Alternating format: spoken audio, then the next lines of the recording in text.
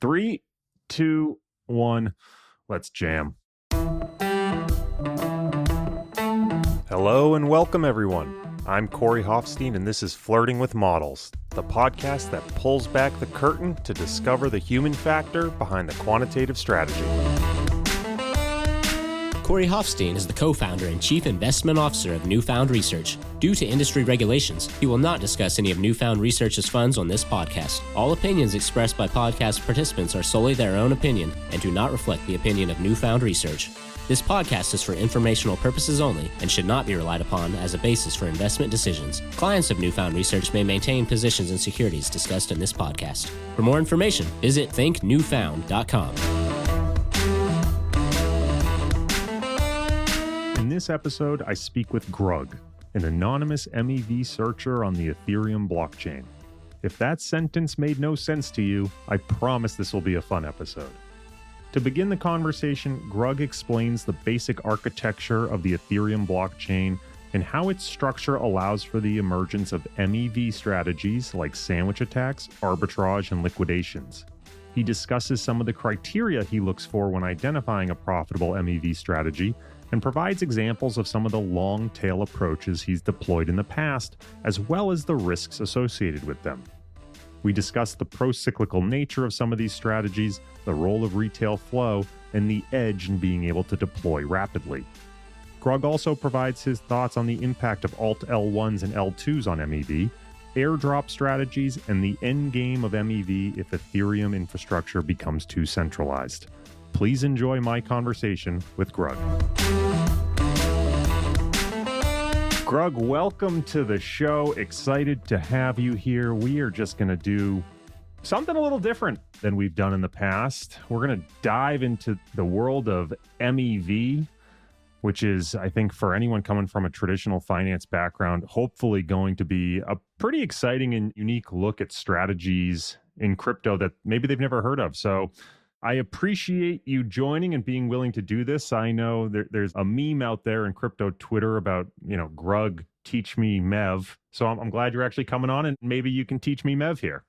Thanks so much for having me. Yeah. Hopefully I can be of some assistance in that regard. So I know we want to be careful about providing too much information. Your anonymity is important to you. So I do want to maybe start with a little bit of background, what you're willing to share about how you got into crypto and MEV specifically. Yeah, absolutely. So my journey into crypto kind of started in 2017, but back then I was more just dabbling and behaving like a very unsophisticated market participant. I was speculating on all sorts of shit coins on Binance and things like Siacoin and other crap like that. It was very much a hobby back then, and I pretty much just lost money. And after the market crash, I didn't really look at crypto again for several years. I worked in what I guess people in crypto today would call Web 2, specifically in the machine learning space. But I ended up pretty burnt out on the tech industry and was just doing some boring web dev contracting stuff in the interim for a while before I ended up going full bore into crypto and MEV after the fact. So yeah, after the big crash in 2017 and abandoning crypto, I determined I was a pretty bad speculator. And to be completely honest, I really still am, although maybe a little bit better than before. I did have a decently sized ETH bag I bought near the top back then, but was too stubborn to sell that I ended up holding all the way down and back up again. So I guess I managed to squeeze a little bit of upside out of that. But when I really got into crypto, though, was near the tail end of DeFi summer. Somewhat by happenstance, I was just browsing Twitter and I stumbled across a tweet by some guy who had made a killing farming this Wi-Fi token. And that kind of sparked my initial interest. So I decided I would give it another try, but this time I'd throw myself at it in an uncompromising manner. So I made this my Grug Twitter account because that's kind of where I intuited that everyone who actually knew anything about crypto hung out and operated on. And I started aggressively using DeFi products like Uniswap and shit posting on Twitter and finding my way into Discord servers with like-minded folks. So I was determined to lock myself away in my attic and make life-changing money along the way, like so many of the people that I had observed on Twitter had during DeFi summer previously. And my center of attention was primarily on communities with a focus on development and where most of the members were engineers. I figured since I had an engineering background, surrounding myself with others who did too, or were at least decently technical, so to speak, would be the best route to quickly hone my skills. And far and above the most impactful community I found my way into was FBC, which is, of course, where we initially met. And FBC was chock full of a bunch of super smart and terminally online individuals. And it seemed like just the place that I was looking for. And for a very long time, my daily routine basically consisted of waking up, hanging out in FBC all day, and drinking from the fire hose of information there. So yeah, a lot of the FBC alums actually also went on to start protocols or businesses in the crypto space that ended up being super successful. I would say probably the best example there would be Gem, which was an NFT aggregator that I invested in and that a very close friend of mine founded that sold to OpenSea in 2022. So that was a bit of how I stumbled into crypto. And relatively early on during my time in FBC, I ended up reading an article, I think it was on Cointelegraph, that someone posted about MEV, and it caught my interest. Prior to this, I'd just been toying around, learning about structured products in the Ribbon Finance server, on options trading, and I was pretty unfocused. I distinctly remember the moment that really sparked my MEV journey being watching one of Robert Miller, who is a steward over at Flashbots, one of his early Twitch streams, which was kind of just a walkthrough of a GitHub repository on a simple arbitrage bot. And after that, Robert and I began chatting about all sorts of things MEV, and he sort of took me under his wing. And this is pretty much where I started to more exclusively focus on MEV. I would say the zero sum aspect and it kind of being a explicitly player versus player game was what was very attractive to me. You know, I used to play a lot of chess and I've always been hyper competitive. So I guess it sort of makes sense that that's where I ended up within the crypto sphere.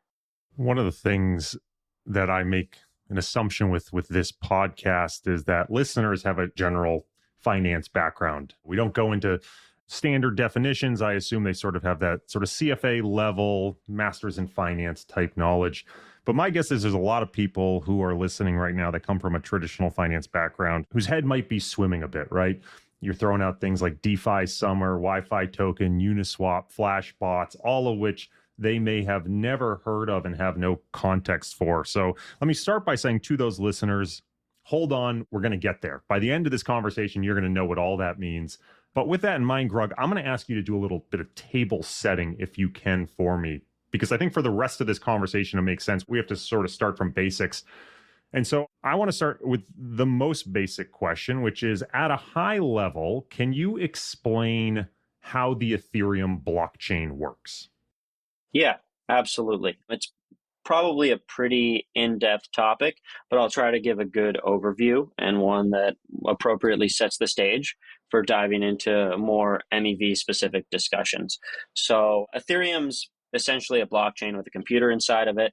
The computer is called the Ethereum Virtual Machine, or the EVM, and everyone who's a participant in this network collectively agrees on the state of the EVM at any given time. So anyone can make a request to perform some sort of arbitrary computation on the network, like making a transaction or deploying a smart contract, which is the foundation that all these DeFi apps are built on top of. And whenever someone does, they pay some amount of ETH, or rather gas, which is just a denomination of ETH, to the network. And one of the most important actors involved in Ethereum and in any blockchain are block producers. This would be validators now and previously miners before Ethereum's semi-recent transition to proof of stake. So validators propose and validate new blocks of transactions. This ensures consensus among participants in the network and also secures it. And probably one of the most important factors with regards to MEV is that validators have free reign to order transactions however they want within a block. So when someone submits a transaction to the network, it's also not instantly included in a block. The transaction gets held in this waiting area or buffer zone that is called the mempool, and the mempool is publicly viewable. So while transactions sit in the mempool, anyone can see it, including searchers who are sort of an actor in this MEV ecosystem. And validators look in the mempool for transactions that pay the highest gas fee, and they then include them in the block. So it's not really like a first in, first out system like in TradFi. There's sort of a gas auction that's occurring here. And new blocks are created every 12 seconds as well. So the basic breakdown here is that block producers create and confirm blocks. Blocks are composed of a sequence of transactions based on fees, and block producers possess the ability to order these transactions however they want within said block. So in the context of that description, can you explain what MEV actually is? Yeah, so this is still a rather hotly debated topic. I mean, there have been a lot of efforts to come up with a more formalized definition of what MEV is. The acronym has shifted from standing for minor extractable value to maximal extractable value, as activities that might not have been classified as MEV at some point in the past now are, or at least considered sort of MEV adjacent. So we don't muddy the waters here too much. I'll stick with a more rigid definition, which is also the one that I believe Flashbots uses or similar to it. And that would be that MEV refers to additional profit aside from block rewards and transaction fees that a miner or now validator can make by auctioning off transaction ordering rights in the blocks that they mine. More specifically, prioritizing or entirely excluding certain types of transactions. And this will make more sense when we jump into what Flashbots is, but I think that's a decent broad definition in my opinion. Yeah, so let's go right in there. You've mentioned Flashbots a couple of times. What is Flashbots and why is it so important, at least historically, to MEV? Sure. So before I get into what Flashbots is and what they do, I think it's important to establish the types of participants in the MEV ecosystem that make this whole sort of grand digital dance work. And these would be users, searchers, and validators. So users generate the flow that creates the value to be extracted. Searchers hunt for profitable MEV opportunities and build the bots to submit profitable transactions to the network. And validators confirm the users and the searchers' transactions. And I think walking through the evolution of Flashbots and MEV over the past several years would probably be helpful here too. So prior to Flashbots and the advent of private mempools, most MEV opportunities involve searchers competing by sending multiple transactions in real time, often triggered by other searchers chasing the same opportunity. There was really no way to effectively communicate with block producers how to granularly express transaction ordering preferences, and Flashbots changed this. And the reason Flashbots exists is because during the second half of 2020 and the start of 2021, big spikes in Ethereum usage brought with them a bunch of negative externalities that were sort of incurred onto users and were caused by MEV extraction. I think PGA bots are a good example here. They caused just mountains of spam and transaction reverts that led to network and chain congestion, which made gas fees become artificially inflated and block space artificially scarce. So Flashbots saw that there was an inefficient communication channel between bots and miners for order preference, which was leading to all of these negative externalities incurred on to users, and they set out to fix this problem. But ultimately, at its core, Flashbots is a research organization that's focused on mitigating the negative externalities MEV incurs on users. Really, though, Flashbots builds MEV infrastructure. I would personally say they mostly build software for validators, but will be charitable here and say that they build MEV infrastructure for searchers and the ecosystem in general. Their primary product and the ones that see the most use are Flashbots Auction and MEV Boost. So Flashbots Auction basically establishes a private communication channel between searchers and validators for communicating transaction ordering preferences within a block. And Flashbots Auction it's a sealed bid auction, so you can't see other searchers' bids. And the basic flow of how a searcher interacts with Flashbots is that they build a bot to identify or capture an MEV opportunity. The bot finds that opportunity and submits a bundle along with a bribe. If their bribe wins the Flashbots auction, their transactions are included on chain and they capture the opportunity. Because MEV opportunities are zero sum, the more competitors there are trying to go after a given opportunity, the greater percentage of a searcher's profit ends up given away to the validator via the auction. And Flashbots Auction is built into MEV Boost, which is this software that validators run and is Flashbot's implementation of proposer-builder separation on Ethereum, which we can get into at a later date. But I think the last thing that would be instructive here is exploring an example of how a searcher might use Flashbots. So say a user makes a trade on a decentralized exchange like Uniswap, and he's trading some very illiquid shitcoin. Because the liquidity for the pair is not very deep, the user has to set his slippage high on Uniswap in order to make sure that his order gets filled. This leaves him vulnerable to something called a sandwich attack. So a searcher who's built a bot sees this user's transaction sitting in the mempool, and he submits a bundle to Flashbots to sandwich the user. A bundle is just one or more transactions that are grouped together and get executed in the order they're provided, and they can include both the searcher's and the user's transactions. In this case, the searcher wants to sandwich the user, so he places a large buy before the user's transaction, which increases both the slippage and the price of the token that the user's trading. He puts the user's transaction in the middle, which drives the price of the token up even further and gives the user a worse quote. And then he places his transaction, his sell transaction, immediately after it, and then pockets the profit as a result. It's generally considered a very malicious form of MEV. And unlike traditional finance, just on that last point there, because it's all done via smart contracts, the searchers can actually calculate precisely how much they can move price with the transaction and optimize the trade, right? Exactly, yeah. So one of the things you mentioned there was this idea of proposer-builder separation. Can you explain what that is? Yeah. So prior to Ethereum's transition to proof of stake, block proposers built the blocks and proposed the blocks. And at the protocol level, they still technically do. But now a majority of validators run Flashbot's MEV Boost client, which essentially separates proposing and building into two different actors.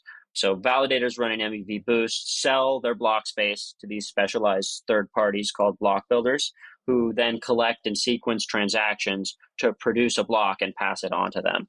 And block builders want to produce a block that maximizes fees collected in the form of priority fees and MEV. And this sort of just leads to the most efficient way to produce a block. And it also prevents MEV from centralizing the validator set and mitigates against censorship, which is generally a concern, as most people regard MEV as a centralizing force. So if the block building competition is very fierce, builders are required to bid up as their bid approaches total revenue.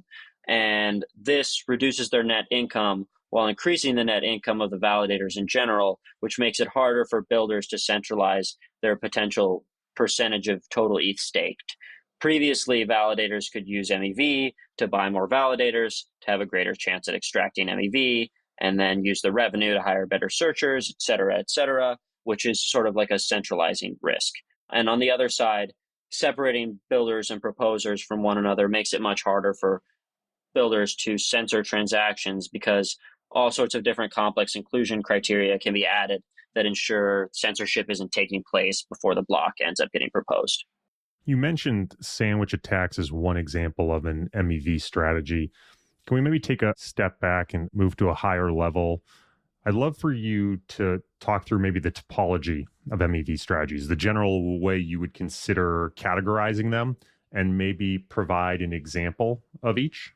Yeah, absolutely. So I think the best example of a long tail distribution is generally the most accurate. So on the left side of the distribution, we have the MEV that occurs the most. So this would be like sandwiching, arbitrage, and liquidations. And these categories, encompass the most MEV that occurs on chain. Some people would probably lump stat arb in here too, which has become a larger and larger percentage of total MEV so far. But to keep things simple, we'll stick with these sort of big three categories. And then on the right side of the distribution, we have ton of different long tail strategies, which encompass just a wide range of activity where there's much less competition. There's a lot fewer searchers going after these opportunities. So sandwiching, as I touched on before, is probably the most malicious and detested form of MEV. And it occurs when a searcher buys an asset immediately before a targeted user's transaction and then sells that same asset immediately after. And one thing that, as you talked about, that's interesting when it comes to sandwich attacks is that you can use the pricing formulas detailed in the Uniswap docs to calculate the exact price impact that any order will have on any given trading pair. And this is a pretty important advantage that sandwich attacks have over front running in TradFi, where calculating slippage is totally probabilistic. So because individual trades on decentralized exchanges are all deterministic, searchers can derive and calculate the optimal trade size to front run a purchase with, which allows them to extract the maximal amount of profit from any given sandwich attack. Most people view sandwich attacks, as I said, as totally exploitative. The broad opinion is that they're parasitic and they prey on uninformed retail users who have little to no concept of the blockchain's underlying mechanisms. But there is another take on the opposite side of them being a net positive or at least neutral to the ecosystem. And the take here is kind of twofold. The first point being that sandwich attacks incentivize protocols towards better mechanism design, like MEV shielding via private transaction channels, which I generally agree with. And the more niche take here is that when a user submits a swap via an automated market maker like Uniswap, they're declaring their maximum willingness to pay. And so if they get filled at the better price than their declared willingness to pay, there exists this consumer surplus and thus the absence of a Nash equilibrium. So the sandwicher is actually moving the system towards the Nash equilibrium so that the market meets the consumer's maximum willingness to pay while also extracting some value for themselves. And in doing so, the sandwicher is generating more utility and reaching the Nash equilibrium where no other action would produce additional utility given the current state of the system and the declared economic preferences of the participants. Not sure I really agree with this take, though, because I don't necessarily believe that users are actually declaring their maximum willingness to pay, and they're likely just ignorant or sort of being led astray by UI and UX design on some of these, or the front ends for these decentralized exchanges. My stance on sandwich attacks is a bit more of a moral argument. I think that they are fine or at least tolerable because crypto is just the biggest and greatest casino ever created. And in the end, almost all of the activities that people are engaging in on chain are zero sum anyway. And the second type of MEV would be arbitrage. And the concept here is pretty straightforward and one that your listeners or anybody with a TradFi background will probably be the most familiar with. So we're essentially moving money from one market to another, and we're pocketing the spread as the profit. Arbitrage on Ethereum functions the same way it does in TradFi, with one crucial difference. Transactions on Ethereum are all atomic, which means that either all of the conditions are met or the transaction reverts. So in TradFi, when you're executing a multi-hop arb, you run the risk of the market moving against your position while you're halfway through your arb, which would force you to sell at a loss. With the existence of atomic execution on Ethereum, not only does every leg of your hop execute and be guaranteed to execute one after another, but you can record in your code your initial starting balance, and at the end of execution, you can assert that you want your ending balance to be greater than your starting balance. So then if the assertion fails, the smart contract will revert, and it basically undoes all the trades made and leaves you with your starting balance. So this means that atomic arbs are effectively riskless. And another one of the ways that searchers make money via arbs is called backrunning.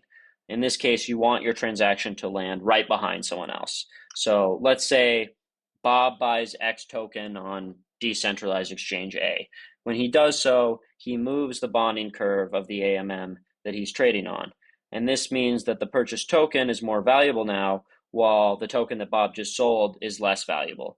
So a searcher, Alice, who's backrunning his transaction, can then utilize this imbalance that Bob has just created to perform arbitrage with another decentralized exchange. So Alice buys the sold token from Bob for very little, and sells it on another decentralized exchange for a premium. And that premium minus the transaction fees that Alice incurs ends up being her profit. The third type of MEV in the big three would be liquidations. So just like in TradFi, in DeFi, there are lending markets, except because we don't have the state to chase people down if they run away with the money, all the loans in DeFi are over collateralized.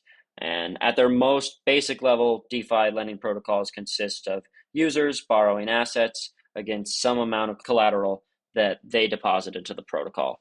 But the value of a user's deposited collateral can drop sharply, and lending protocols need to ensure that all the outstanding loans are always fully backed, or else they end up risking insolvency. So in the event that the value of the collateral drops below a certain threshold, the protocol actually lets anyone liquidate the user's position.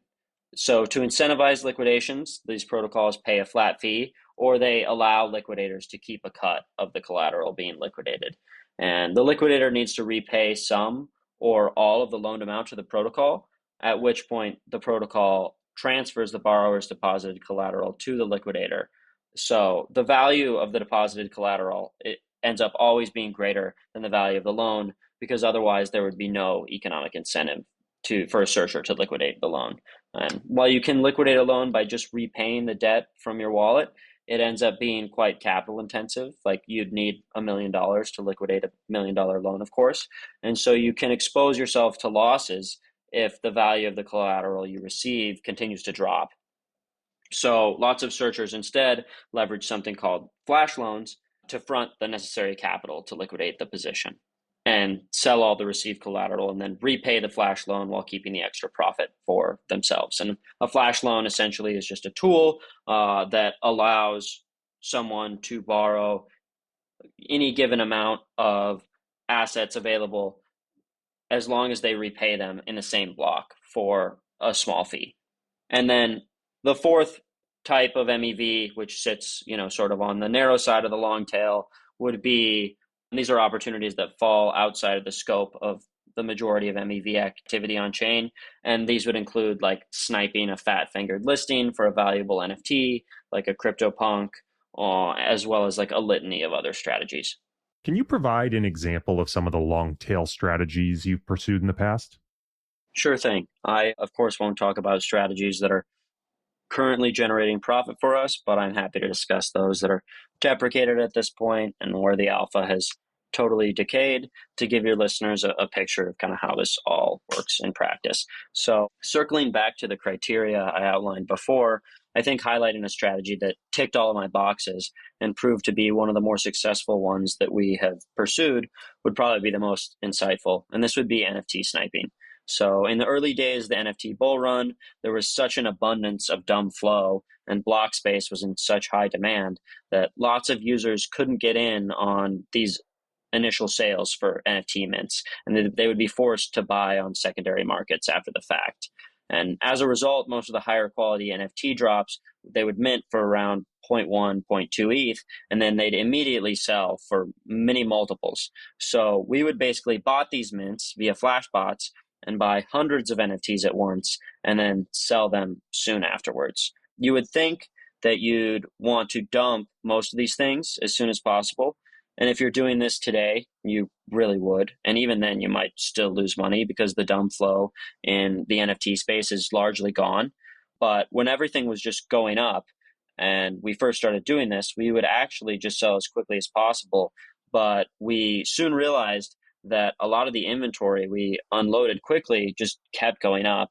So we stopped doing that and we started holding them for longer periods of time and continued to make even more money. So that's one example. And another strategy that we've done very well with is what I would kind of term searcher versus searcher strategies. So running MEV bots involves deploying smart contracts on chain. And like any piece of software, these contracts are occasionally deployed with vulnerabilities. So if you can find and exploit those vulnerabilities, you can basically trick a bot into handing its entire balance over to you. Sometimes this is a couple $1,000s. Sometimes it's much, much more. It just depends on who's running the bot and how well capitalized their operation is. Some of these long tail opportunities seem to appear really sporadically. So one example you gave was fat fingering a listing for CryptoPunk. Well, recently someone listed the sale of a Bored Ape NFT that had associated staking rewards. An MEV searcher bought the ape, liquidated the staking rewards, and sold the ape in a single transaction, capturing more than $60,000 in those rewards. By the way, I'm not saying that person was you, but I'm also not saying it was not you. But these sort of fat finger events seem to be pretty rare. You could build the searcher bot and you could just never get a hit, or it could miss that one opportunity per quarter that shows up. So my question to you is, do you think the edge in long tail strategies is in depth within your strategy or deploying a breadth of strategies? I would say definitely in deploying a breadth of strategies. Like that's generally been our conclusion. If you're going to pursue long tail opportunities that only come around once in a blue moon, you should probably pursue as many as possible simultaneously so that your hit rate is as high as possible. One thing I will say, though, is it's often the case that the rarity of these opportunities actually ends up having some benefit. And this is because most searchers won't waste their time spinning up infrastructure for a bunch of them. There are several very profitable opportunities that have been captured where there were almost no competitors or absolutely no competitors. And a good example here that comes to mind off the top of my head would be last year there was a user who fat fingered a global offer on an NFT marketplace that was rather new called Looks Rare for this collection Moonbirds. They basically accidentally placed a bid for 240 ETH for any Moonbird when the floor was actually 40 ETH. So this made it possible for a searcher to buy a Moonbird off the floor, sell it into their offer, and pocket the difference. And as far as I know, there was no competition at all in this instance, and the searcher walked away with around 200 ETH. So some of these long tail strategies seem pretty capital inefficient, right? What you just mentioned, that searcher needed to have 40 ETH at their fingertips, but you're just waiting for the right moment to execute, and that moment might not show up. So why don't you see more searcher bots employ flash loans in that sort of situation?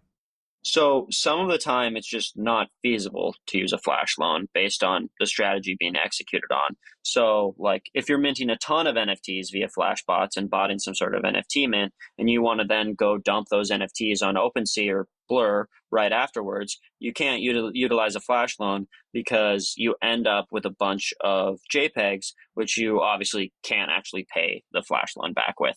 And then the other reason would be that flash loans are less common would be that most of the good searchers have inventory now, and flash loans are inherently gas inefficient, which means that you're less likely to win the Flashbots auction and capture the opportunity you're chasing if you're using a flash loan. Now, backrunning isn't really a long tail strategy, but lots of backrunners do still use flash loans as far as I know, but well-capitalized teams will avoid them if they can. It's better to use your own inventory if possible. What do you see as being the main risks to these long tail strategies? Why don't you see a lot of other searchers competing in this space? So other searchers do still compete for long tail opportunities. There are just less competitors than for things like atomic arbs or sandwiches. And there's a number of reasons that they're less competitive. Some are non-atomic, for example. So you end up holding risk. Like you could end up holding 100 tubby cats, for instance. And if you don't have, the best knowledge of like the NFT markets, we are worried that all of those tubby cats will go to zero before you can sell them. This was less of a problem during peak mania, but it's a large problem now. Like most searchers are not super clued in to NFT markets. They don't want to waste their time staying plugged in to what the latest and greatest drop is. This was actually a distinct advantage that we had over other teams when we were actively botting tons of drops. As you know, based on some of our prior interactions, I keep very up to date with the NFT ecosystem, or at least I did for some time. So that was a huge aid to us there. These long tail opportunities also seem pretty cyclical. You've mentioned a few times one of the primary drivers being retail flow. I'm curious how you manage the opportunity cost of developing a strategy versus the risk that the cycle is going to end before you can even deploy it.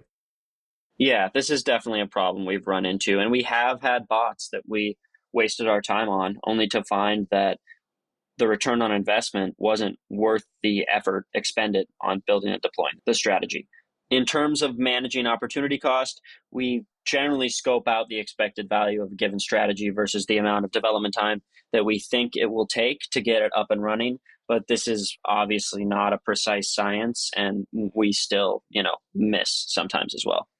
A little anecdotal story there. I think I accidentally bumped into you while you were developing one of those bots with a friend in real time over voice chat in the FBC Discord server. You guys were trying to mint, I think it was the Times cover NFT, and you were building the bot like minutes before the mint was supposed to go live, and you didn't know whether it was going to work or not, and you just said, screw it, we'll go for it. And there was quite a bit of capital at stake there. So I think it sort of shows, I think you're probably more buttoned up now, but those early days, there was a little bit of flying by the seat of your pants, perhaps, to take advantage of those cyclical opportunities.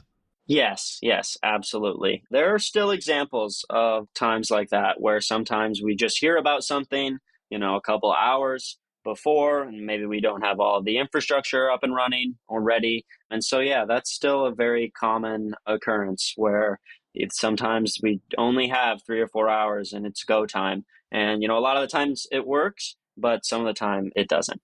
We spent a lot of this conversation talking about Ethereum-based MEV so far. A big part of the last cycle was alternative L1s.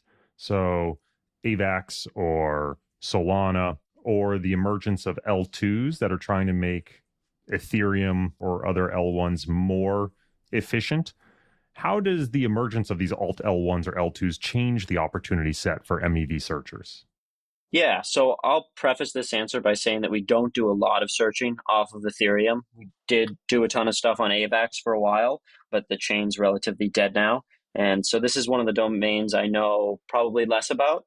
But basically, each new chain adds to the MEV opportunity set because the markets and the participants on them tend to be pretty inefficient at first. So there are fewer people that understand the intricacies of each chain, and these intricacies can have a big impact on MEV opportunities and strategies. So generally when a new chain emerges, as long as the flow is actually there, it's a gold mine at first for those that dive into it. And this was kind of what we found with AVAX, although the timeline was not very long there.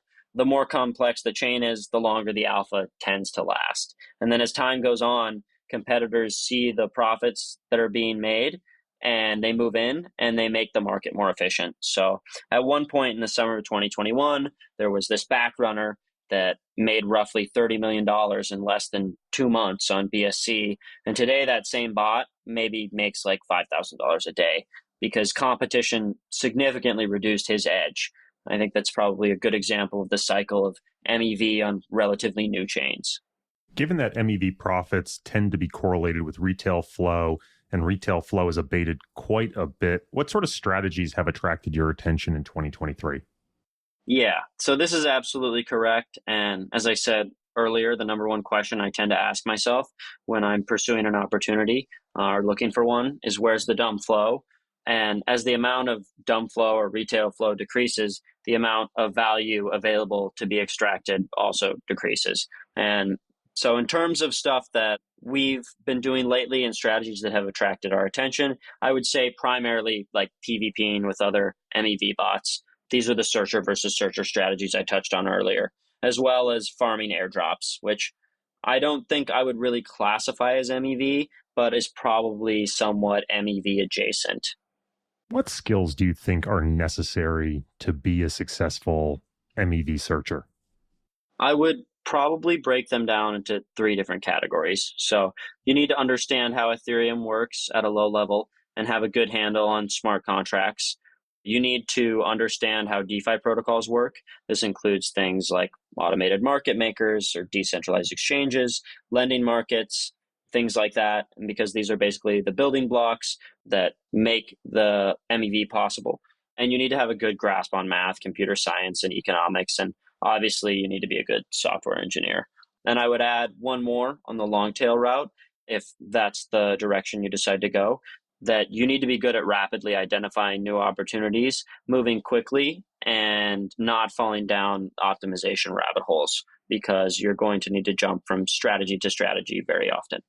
Taking a quick tangent, it seems like airdrops have been all the rage lately, and I know that's another area you've been quite successful. You actively participated in the Blur airdrop as well as did quite well recently in the Arbitrum airdrop. First, can you explain what an airdrop is to folks who are listening that have no idea? And then can you explain your general philosophy in terms of finding and maximizing airdrop opportunities? Is it something that you can do systematically, or is this something that has to be done by hand? Yeah, absolutely. So an airdrop is an event where a crypto protocol gives out tokens to users. Generally, this is based on prior use of their product, and it's sort of a method of bootstrapping community as well as instantiating governance. And governance is basically where users with a given amount of tokens can use these tokens to vote in proposals by other users or the protocol themselves. And this kind of ties into the whole decentralization narrative of DeFi. And in terms of like strategies, I want to tread a little carefully here and not reveal too much alpha, because sibling airdrops is a strategy I see with a much longer time horizon than other MEV opportunities, but I can speak to it somewhat. My general philosophy in terms of finding airdrop opportunities is that protocols that are well funded by top tier VCs and capture a large amount of flow, or are expected to capture a large amount of flow, land near the top of my list. So things like layer 1s, layer 2s, bridges, or just protocols in general that are very hyped up on Twitter and as a consequence have a pretty good user base.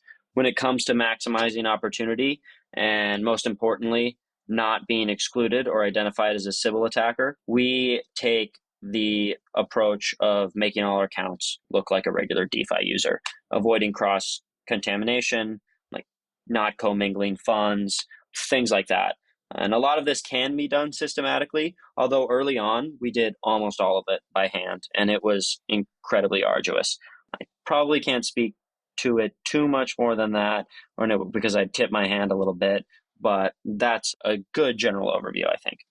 For a lot of the atomic MEV strategies, the opportunity math is fairly straightforward, as we discussed a little bit earlier. And so the game seems much more likely to be played out in auction theory.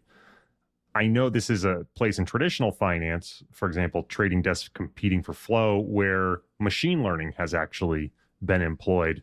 Curious if you think machine learning is going to play a role in MEV going forward. So at least for the foreseeable future, not really. We've actually utilized some ML-based techniques with some of the searching we've done, but diving into that as it is something we did that was pretty niche. Don't know if I could touch on it without revealing far too much alpha. So I'll just say that there are some use cases, but they're pretty rare, and most searchers are not leveraging any sort of ML from what I've heard of. And in TradFi, most of the ML type stuff that's being done, it's just kind of like people running a lot of regressions. I don't know if it's like the complex ML work that's maybe being done at somewhere like OpenAI or other like big large scale AI companies. Do you think MEV is a net positive or a net negative for the Ethereum blockchain? And if it is a negative, do you think it's something that can ultimately be solved for? So I think there's a lot of nuance to this answer. Things like sandwich attacks and front running are a net negative for the user, whereas things like arbitrage are probably a positive, help even out user quotes across exchanges. So some MEV is good and some is bad.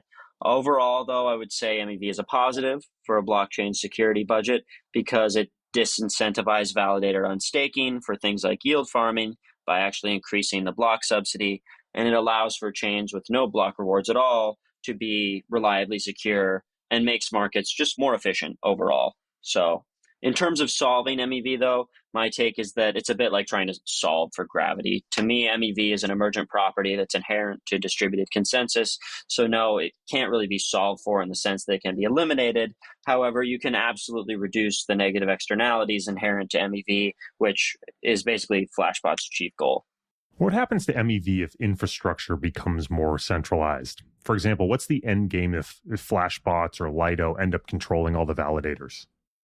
Yeah, so Flashbots won't ever end up controlling all the validators per se, but all the validators, or the vast majority of them, will probably inevitably run MEV boost. Lido is more concerning, though, because of the inherent network effects of staking derivatives.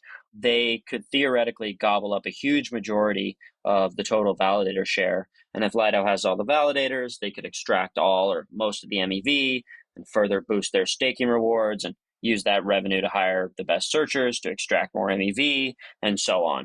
And have been a lot of people who have raised these concerns about Lido and tried to curb the amount of ETH that they've been gradually acquiring. There are some competitors like Rocket Pool and other protocols that have their own like liquid staking derivatives, but at the moment, Lido is definitely in the lead. All right, Grug, last question of the episode for you. It's the same question I'm asking every guest. Every guest chose a tarot card that informs the design of their cover, and you chose the Magician.